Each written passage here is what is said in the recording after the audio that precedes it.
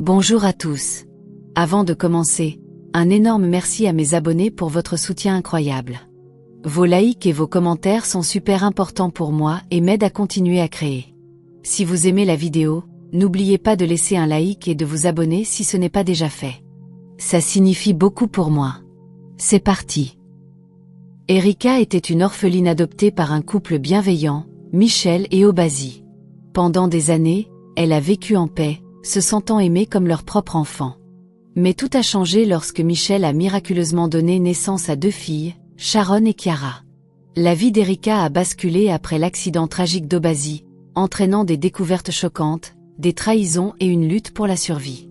C'est une histoire de douleur, de jalousie, de tromperie et d'un rebondissement inattendu qui change tout. La première fois qu'Erika est entrée dans la maison de Michel et Obasi, elle n'avait qu'un petit sac de vêtements et un cœur plein de peur. Le monde avait été cruel avec elle, mais ce couple était différent. « Tu es en sécurité ici », a dit Obasi en lui tapotant doucement la tête. « C'est ta maison maintenant. » Michel a souri en plaçant une assiette de riz jollof chaud devant elle. « Mange, ma chère, tu dois avoir faim. » Erika a hésité, regardant la nourriture puis leur visage chaleureux. Personne ne s'était jamais occupé d'elle comme ça auparavant. Des larmes ont rempli ses yeux alors qu'elle prenait sa première bouchée. Les jours ont passé, et Erika a commencé à se sentir comme faisant partie de la famille. Obasi l'emmenait à l'école et lui achetait de petits cadeaux. Michel lui apprenait à cuisiner, à tresser les cheveux et à plier les vêtements correctement. Erika a recommencé à sourire, quelque chose qu'elle avait oublié comment faire. « Papa », a-t-elle appelé Obasi un jour sans y penser. Obasi a ri et l'a serrée dans ses bras. « Ma fille. » La vie était belle, trop belle. Mais le bonheur a une façon de disparaître quand on s'y attend le moins. 3 ans plus tard, quelque chose s'est produit qui a changé le monde d'Erika à jamais. Michel est tombée enceinte. Au début, Erika était excitée à l'idée d'avoir un petit frère ou une petite sœur. Elle a regardé le ventre de Michel grossir, a senti le bébé bouger et a écouté les adultes discuter des noms. « Si c'est un garçon, nous l'appellerons Emmanuel », a dit Obasi fièrement. « Et si c'est une fille ?» a demandé Erika. Michel et Obasi ont échangé un regard. « Sharon ou Chiara ?» a finalement dit Michel. Puis, un soir, alors qu'Erika jouait dehors, elle a entendu un cri. Elle est rentrée en courant pour voir Michel transpirer et gémir. Obasi l'a emmenée à l'hôpital en vitesse, et Erika a attendu à la maison, le cœur battant. Des heures plus tard, Obasi est revenu, son visage rayonnant de joie. Ce sont 2 filles, des jumelles. Erika a applaudi avec excitation, mais quelque chose dans les yeux d'Obasi l'a fait hésiter. Il était heureux, oui, mais quelque chose avait changé. Erika l'a senti au plus profond d'elle-même. Au fil des jours, Erika a remarqué le changement. Michel est devenu occupé avec les bébés. Obasi passait plus de temps au travail. La maison qui était autrefois un cocon chaleureux semblait maintenant différente. Une nuit, Erika a frappé à la porte de Michel. « Maman, peux-tu m'aider avec mes devoirs ?» Michel, tenant Sharon dans un bras et berçant Chiara de l'autre, a soupiré. « Pas maintenant, Erika, va lire toute seule. » Erika a cligné des yeux. Michel ne l'avait jamais repoussée auparavant. Puis est venu le premier vrai chagrin. Un après-midi, Obasi est rentré avec des cadeaux. Le cœur d'Erika a bondi, espérant qu'il avait aussi acheté quelque chose pour elle. Mais en déballant les sacs, il n'y avait que des jouets et des vêtements pour les jumelles. Erika a forcé un sourire. « Papa, as-tu apporté quelque chose pour moi ?» Obasi s'est figé, puis lui a tapoté la tête. « La prochaine fois, ma chère, la prochaine fois. » Erika a avalé la boule dans sa gorge. Elle s'est dit que tout allait bien, mais au fond d'elle, quelque chose murmurait. « Ta place dans cette maison est en train de changer. » Et elle avait raison. Le matin a commencé comme n'importe quel autre. Obasi a embrassé Michel au revoir et a tapoté joyeusement la tête d'Erika avant de partir travailler. Erika a regardé par la fenêtre en souriant. Cet après-midi-là, un coup fort à la porte a fait sursauter Michel. Quand elle a ouvert, 2 policiers se tenaient là, leur visage grave. « Madame, il y a eu un accident. Votre mari, il n'a pas survécu. » Michel a poussé un cri si perçant que le cœur d'Erika a failli s'arrêter. Elle a couru vers Michel, confuse. « Maman, que s'est-il passé? Où est papa ?» Michel a saisi les épaules d'Erika, la secouant. « Il est parti, a-t-elle dit, sa voix se brisant alors qu'elle s'effondrait sur le sol. Erika est restée figée, ses petites mains tremblantes. Obasi parti? Cela n'avait aucun sens. Il venait de quitter la maison ce matin, il lui avait souri. Comment pouvait-il être parti? À partir de ce moment, tout a changé. 22 ans ont passé depuis la mort d'Obasi. Erika, Sharon et Chiara avaient grandi ensemble, mais les choses n'avaient plus jamais été les mêmes après la disparition d'Obasi. Un soir, Sharon et Chiara cherchaient de vieux documents familiaux lorsqu'elles sont tombées sur un acte d'adoption. Il portait le nom d'Erika. Sharon a brandi le papier, les yeux écarquillés. Qu'est-ce que c'est que ça? Linda l'a arraché des mains de Sharon. Adoptée? Erika n'est pas notre vraie sœur. La pièce est devenue silencieuse. La vérité les a frappés comme un coup de tonnerre. Ce soir-là, pendant le dîner, Sharon a jeté le papier sur la table devant Michel. « Explique ça, maman. » Les mains de Michel ont tremblé alors qu'elle prenait le document. « Où avez-vous trouvé ça? » « Alors c'est vrai, » a craché Chiara. « Elle n'est pas de notre sang. » Michel a soupiré. « Erika a été adoptée avant votre naissance. Votre père l'aimait comme sa propre fille. » Le cœur d'Erika battait la chamade. Elle s'était toujours sentie différente, mais l'entendre confirmer faisait plus mal qu'elle ne l'aurait imaginé. À partir de ce jour, plus rien n'a été pareil. Sharon et Chiara ont changé du jour au lendemain. Elle ne l'appelait plus de sœur. Elle lui parlait avec des mots froids et tranchants. « Tu n'es pas des nôtres », a craché Sharon un matin. « Arrête de faire semblant. » Chiara a ri. « Pas étonnant que papa t'aimait plus. Tu n'étais qu'un cas de charité. » Erika a essayé de les ignorer, mais même Michel est devenue distante. Sa mère autrefois aimante a commencé à la traiter comme une étrangère. Un soir, Erika est entrée dans le salon et a vu Michel assise avec Sharon et Chiara, chuchotant. Michel a levé les yeux et a soupiré. « Erika, peut-être qu'il est temps que tu commences à penser à déménager. » La gorge d'Erika s'est serrée. « Déménager? Maman, pourquoi? » Michel a détourné le regard. « Tu es grande maintenant. Tu devrais trouver ta propre voie. » Erika a senti les murs se refermer sur elle. La maison qui lui avait autrefois apporté du réconfort était devenue un lieu de douleur. Elle n'avait nulle part où aller. Elle n'était plus en sécurité dans sa propre maison. Erika pouvait le sentir, dans la façon dont Michel la regardait maintenant, dans la façon dont elle lui parlait. Ce n'était plus comme avant. Avant, elle était douce, gentille. Maintenant, chaque petite chose qu'Erika faisait semblait l'énerver. « Pourquoi restes-tu là comme une statue ?» a crié Michel un soir alors qu'Erika hésitait avant de lui tendre une tasse d'eau. « Dois-je répéter avant que tu bouges ?» Erika lui a rapidement donné la tasse, évitant son regard. Elle ne comprenait pas. Faisait-elle quelque chose de mal? Cela a empiré quand Sharon et Linda étaient là. Chaque matin, Erika se réveillait avant les jumelles. Elle balayait, lavait, faisait leur lessive et préparait leur petit déjeuner. Michel ne faisait plus rien, pas plus que les jumelles.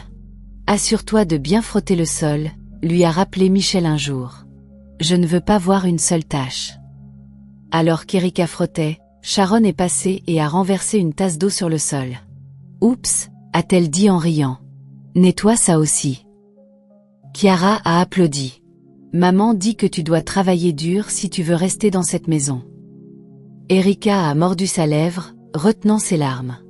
Elle n'a pas répondu. À quoi bon? Chaque fois qu'Erika pensait que les choses ne pouvaient pas empirer, elle le faisait. Une nuit, alors qu'elle était allongée sur son petit matelas dans le coin de la pièce, la voix de Michel résonnait dans ses oreilles. « Peut-être qu'il est temps que tu commences à penser à déménager. » Erika a fixé le plafond, le cœur lourd. Où irait-elle? L'heure du dîner était toujours un rappel douloureux qu'Erika n'appartenait plus à cette famille. Elle plaçait la nourriture sur la table, arrangeant soigneusement les assiettes. Michel était assise à la tête de la table, tandis que Sharon et Chiara riaient, chuchotant entre elles. Erika, apporte la soupe, a ordonné Sharon sans même la regarder. Erika a rapidement pris de la soupe dans la marmite bouillante, la posant sur la table doucement. Alors qu'elle se tournait pour partir, Chiara a souri moqueusement. « Pourquoi restes-tu là? Sers-nous. » Les mains d'Erika tremblaient alors qu'elle versait la soupe dans leur bol. Alors qu'elle s'approchait de Sharon, celle-ci a reculé son assiette. « Est-ce que j'ai dit que je voulais autant? Réduis-la. » Erika a obéi en silence, essayant de rester calme. Elle s'est tournée vers Chiara, mais celle-ci a claqué sa langue. « Tu t'es lavé les mains?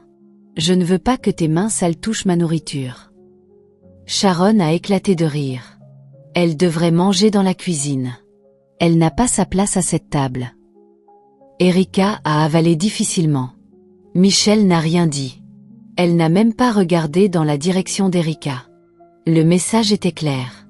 Erika était ignorée, juste une servante dans sa propre maison. La tête baissée, Erika a pris son assiette et est allée dans la cuisine. Elle s'est assise sur le sol froid, mangeant seule alors que leur rire résonnait dans la salle à manger. Le lendemain matin, Michel a appelé Erika dans le salon. Elle lui a tendu quelques billets de Nera. « Prends cet argent et va au marché », a-t-elle dit. « Achète les choses sur cette liste et ne sois pas négligente. Si tu le perds, tu ne mangeras pas pendant une semaine. » Erika a hoché la tête. Elle a soigneusement caché l'argent sous un chiffon.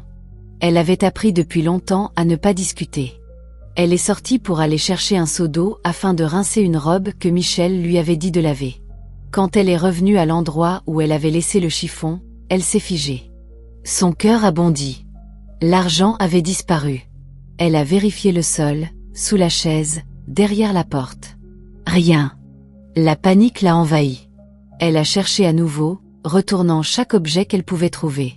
Sharon et Chiara sont entrées en souriant. « Que cherches-tu » a demandé Sharon, les bras croisés. « L'argent que maman m'a donné », a bégayé Erika. Chiara a fait semblant d'être surprise. « Oh non, tu l'as perdu ? Ah, tu es dans le pétrin. » Le souffle d'Erika s'est accéléré. « L'avez-vous vu ? S'il vous plaît, il était juste là. » Sharon a levé un sourcil. « Pourquoi nous demandes-tu ? Est-ce que nous avons touché ton argent ? Peut-être qu'il a disparu dans la nature, a ri Linda. Ou peut-être que tu n'as jamais eu d'argent depuis le début. » Les larmes ont monté dans les yeux d'Erika. Elle savait que quelque chose n'allait pas, mais elle n'avait aucune preuve. Et Michel ne la croirait jamais. Où est mon argent ? La voix de Michel a tonné dans la maison. Erika s'est tenue devant elle, les mains jointes. « Maman, je ne sais pas ce qui s'est passé. Je l'ai laissé juste là. » La gifle de Michel est arrivée si vite qu'Erika l'a à peine vue. La douleur a brûlé sa joue. « Alors tu me prends pour une imbécile » a crié Hélène. « Tu as perdu mon argent et maintenant tu veux mentir. »« Je ne mens pas, je te jure » a supplié Erika, sa voix tremblante. Sharon et Chiara se tenaient dans un coin, regardant la scène avec amusement. Michel s'est tourné vers elle.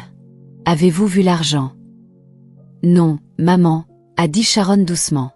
Peut-être qu'Erika l'a juste égaré. Chiara a hoché la tête. Ou peut-être qu'elle l'a utilisé pour s'acheter quelque chose. Michel s'est retourné vers Erika, les yeux enflammés. « Tu ne mangeras pas pendant une semaine. Peut-être que la faim t'apprendra une leçon. » L'estomac d'Erika s'est tordu. Elle voulait crier, se battre, dire à Michel de fouiller les affaires de Sharon et Chiara. Mais à quoi bon ? Michel ne la croirait pas. Alors qu'elle s'éloignait, Sharon a chuchoté. « Bonne chance pour survivre à la semaine. » Chiara a ri. « La prochaine fois, sois plus prudente. » Erika a senti les murs de la maison se refermer sur elle. Elle avait perdu le peu de sécurité qu'il lui restait, et pour la première fois, elle a réalisé qu'elle était vraiment seule. Erika avait un fort pressentiment que Sharon avait pris l'argent, mais elle n'avait aucune preuve. Elle a décidé de confronter Michel malgré tout. « Maman, je pense que Sharon a pris l'argent », a dit Erika hésitante. Michel s'est tourné vers elle, son visage se tordant de colère. « Alors maintenant tu accuses ta propre sœur ? Comment oses-tu ? » « Mais maman, Avant qu'Erika ne puisse finir, Michel a levé la main à nouveau. Erika a reculé, se préparant à une autre gifle. Tu es ingrate après tout ce que j'ai fait pour toi. Tu oses ouvrir la bouche pour insulter mon enfant. Si tu mentionnes encore ça, tu le regretteras. Erika a baissé la tête, retenant ses larmes. Elle n'avait personne de son côté. Un soir, alors qu'elle allait chercher de l'eau, Erika a rencontré Kelvin. Il était bien habillé et avait un sourire chaleureux. « Salut », a-t-il dit. « Tu as l'air d'avoir besoin d'un ami. » Erika a hésité. Personne ne lui avait parlé gentiment depuis longtemps. « Je suis Kelvin », a-t-il continué. « Et toi ?» Erika, a-t-elle dit doucement. Ils ont parlé un moment, et pour la première fois depuis longtemps, Erika s'est sentie écoutée. Pouvait-elle vraiment lui faire confiance? Sharon a remarqué Erika parler à Emobi, et ses yeux se sont assombris de jalousie. « Pour qui elle se prend ?» a craché Sharon. Kara a souri. « Ne t'inquiète pas, nous allons nous assurer qu'ils perdent tout intérêt pour elle. » Elles ont commencé à comploter, déterminées à éloigner Amobi d'Erika. Michel a observé Amobi de près. Elle avait remarqué comment ses yeux s'illuminaient chaque fois qu'il voyait Erika. Un jeune homme riche comme lui perdre son temps avec une personne de rien. Michel ne le permettrait pas. Un après-midi, alors qu'Amobi arrivait à la maison pour rendre visite à Erika, Michel l'a intercepté à la porte. « Amobi, mon fils », a-t-elle dit en forçant un sourire. « Je voulais te parler de quelque chose d'important. » Amobi s'est arrêté. « Oui, madame, quelque chose ne va pas. » Michel a soupiré, secouant la tête comme si elle portait un lourd fardeau. « C'est à propos d'Erika. Je vois que tu tiens à elle, et en tant que sa mère, je me sens obligée d'être honnête avec toi. » Amobi a froncé les sourcils. « Honnête à propos de quoi ?» Michel s'est penché légèrement. « Elle est fiancée. » Le visage d'Amobi s'est durci. « Fiancée? À qui ?» Un jeune homme nommé Austin. Un officier de sécurité travailleur, a dit Michel avec douceur. Il prévoit leur mariage. Je ne voulais pas que tu perdes ton temps et que tu sois blessé plus tard. Amobi a forcé un sourire. Je vois. Merci de me l'avoir dit, madame. Alors qu'il partait, Michel a souri. Elle avait fait ce qu'il fallait. À l'intérieur de la maison, Erika attendait Amobi, mais il n'est jamais venu. Ce soir-là, Michel a appelé Erika dans sa chambre. Sharon et Chiara se tenaient à proximité, faisant semblant de ne pas s'intéresser, mais leur sourire en disait long. « Erika, tu n'es plus une enfant », a commencé Michel en la regardant de haut en bas. « Il est temps que tu te poses. » Le cœur d'Erika a bondi. « Se poser? Que veux-tu dire ?» Michel a souri froidement. « J'ai arrangé une rencontre avec un homme bien. Austin. Il travaille comme officier de sécurité. Il est responsable et prêt à t'épouser. » L'estomac d'Erika s'est tordu. « Mais, je ne veux pas me marier. » Bianca a ri moqueusement. « Pour qui te prends-tu? Tu penses qu'un homme riche va venir t'épouser? Accepte ce qu'on te donne. » Chiara a ri. « Exactement, ou tu veux rester dans cette maison pour toujours, à manger gratuitement. » Erika s'est tournée vers Michel, suppliante. « Maman, s'il te plaît, je ne l'aime pas. Je ne le connais même pas. » Le sourire de Michel a disparu. « Tu l'épouseras, c'est tout. Si tu refuses, tu peux faire tes valises et quitter ma maison ce soir. » Les mains d'Erika tremblaient. « Où irai-je » Michel a haussé les épaules. « Ce n'est pas mon problème. » Les larmes ont rempli les yeux d'Erika. Elle a regardé Sharon et Chiara, qui la regardaient comme des lions affamés, jouissant de sa souffrance. Elle était piégée.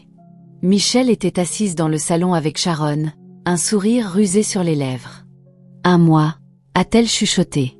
Nous n'avons qu'un mois pour nous assurer qu'Erika est mariée et hors de cette maison. » Sharon a ri. Elle n'a aucune idée de ce qui l'attend. Austin pense qu'elle est déjà intéressée. Michel a hoché la tête. « Bien. J'ai parlé au pasteur aujourd'hui. La date du mariage est fixée. » Chiara est entrée, entendant la conversation. « Maman, es-tu sûre que ça va marcher? Et si elle refuse ?» Michel a ri. « Elle n'a pas le choix. Au moment où elle comprendra, il sera trop tard. Pendant ce temps, Erika était assise dans sa chambre, fixant le plafond. Quelque chose n'allait pas. Michel avait agi bizarrement, chuchotant avec Sharon tout le temps. Erika avait un mauvais pressentiment, mais elle n'avait aucune idée de ce qui l'attendait. Une semaine plus tard, Michel a appelé Erika dans le salon. Austin était assis là, un sourire confiant sur son visage. « Assieds-toi, Erika », a ordonné Michel. Erika a hésité avant d'obéir. Austin a toussé. « Erika, j'ai parlé à ta mère, et je veux que ce soit officiel. Je suis prêt à t'épouser. » Le cœur d'Erika a chuté. Mariée.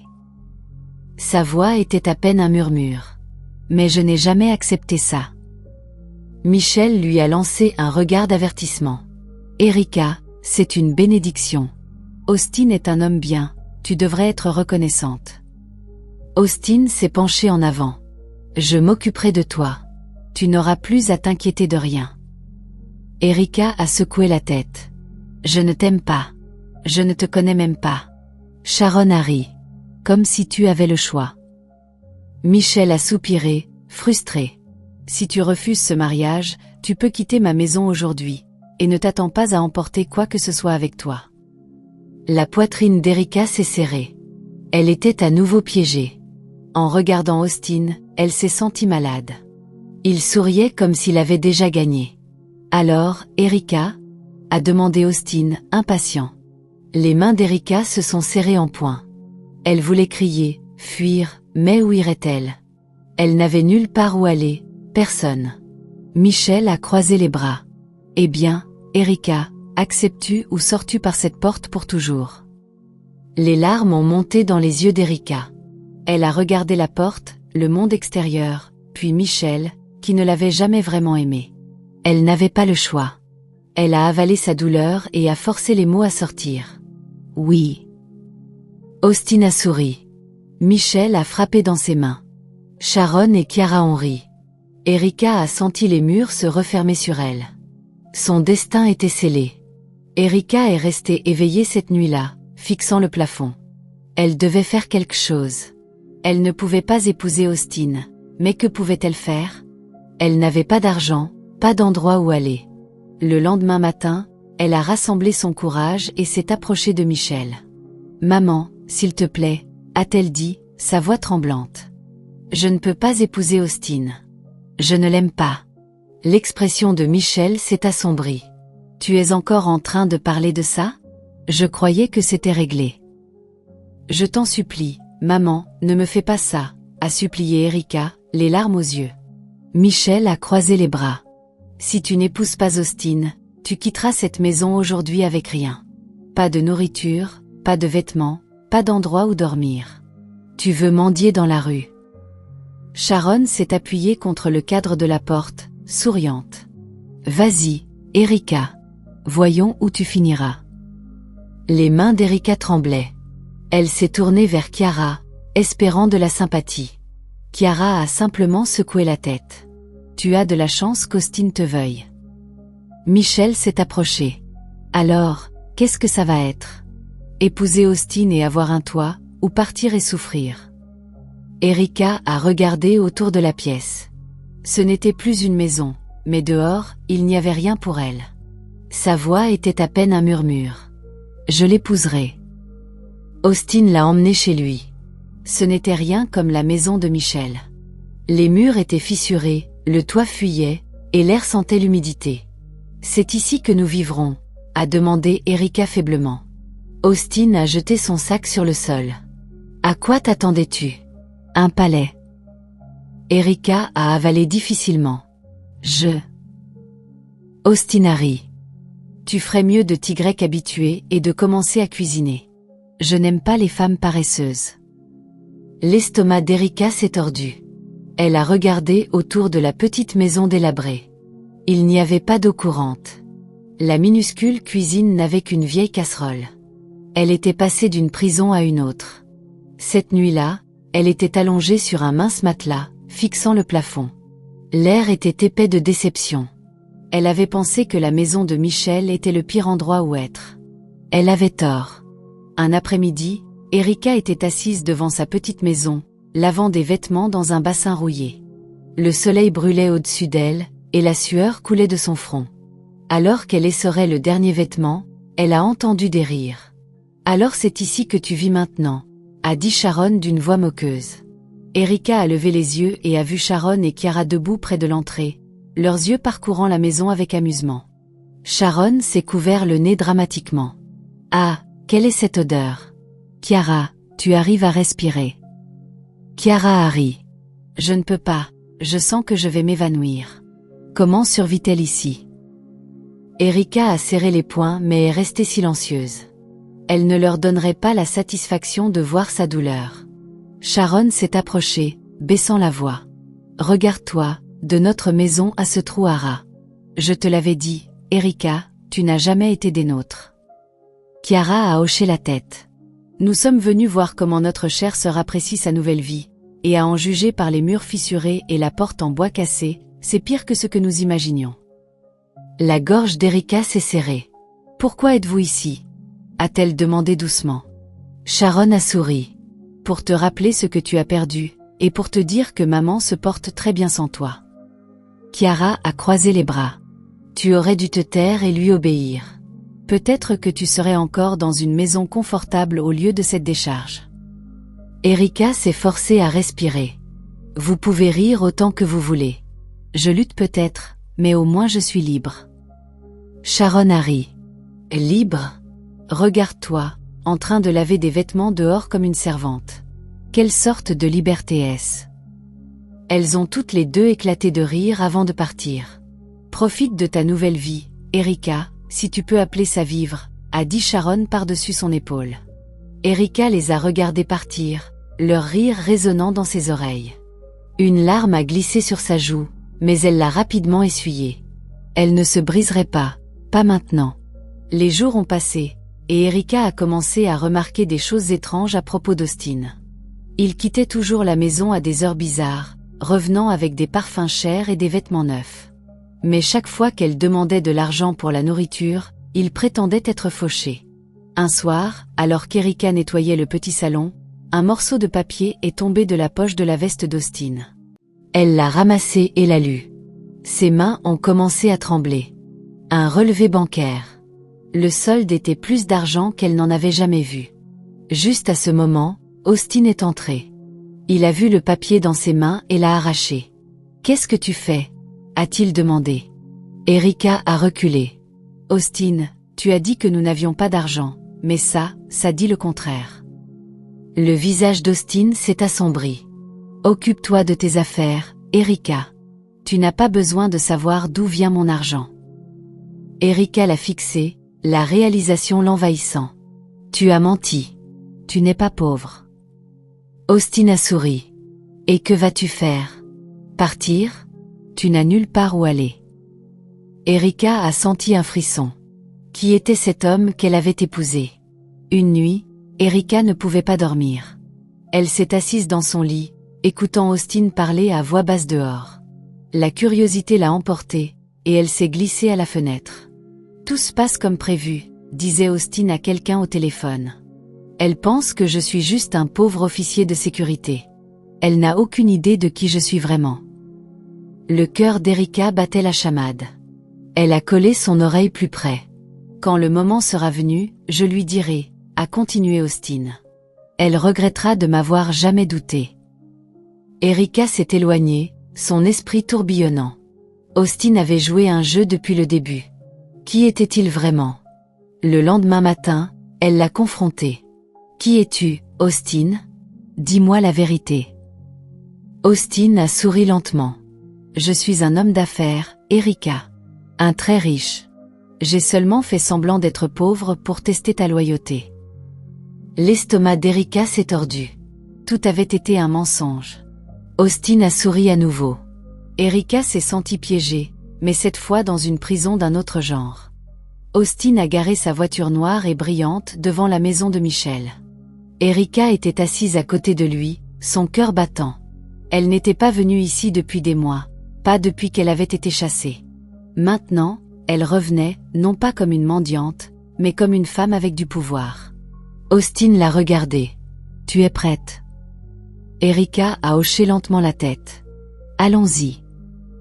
Ils sont sortis de la voiture et ont marché jusqu'à la porte d'entrée. Michel l'a ouverte, son visage se tordant de confusion. Que fais-tu ici? A-t-elle demandé froidement. Sharon et Chiara sont apparues derrière elle, souriantes.